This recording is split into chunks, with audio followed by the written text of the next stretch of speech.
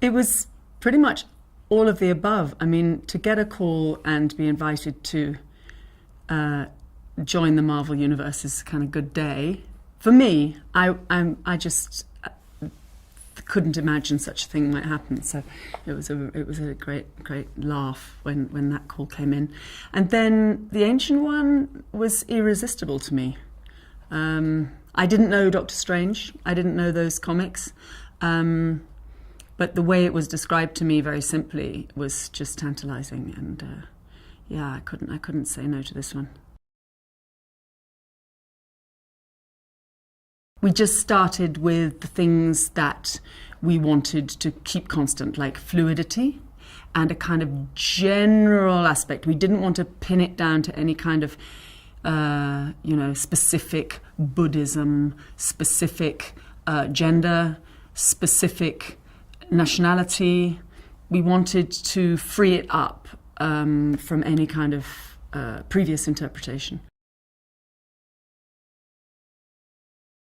It was such a pleasure working with everybody here on that development process. I was so impressed and thrilled that they were really up for just working it out together. And we worked it out over several months. And we tested and we looked at other options and we tested them. We kept pairing away and pairing away. And as I say, with the Ancient One, we wanted to go for something very fluid, very sort of non-specific and pure and ageless. And that doesn't mean either young or old. It just means ageless. And it doesn't mean either male or female. It just means kind of gender-free. And so we ended up going for something pretty raw and simple and modern and kind of ancient.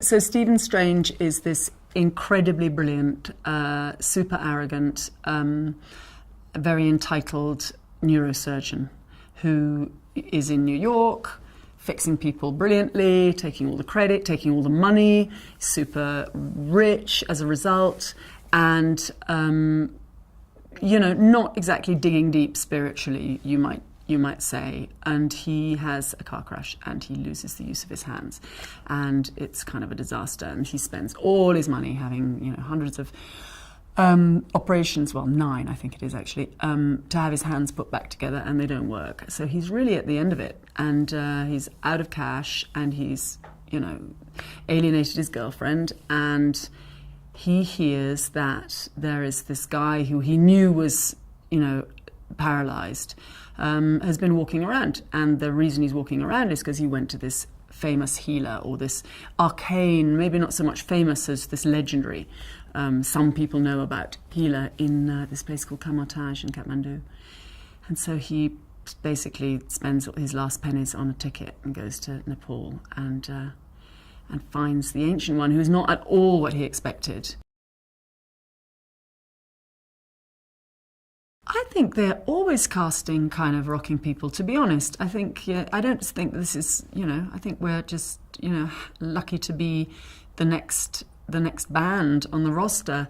But it is a great band to be a part of, and they're all great. And I think we're all so psyched to be a part of it. That makes such a difference, it's a thrill. And we all keep pinching ourselves and each other and going, isn't this fun?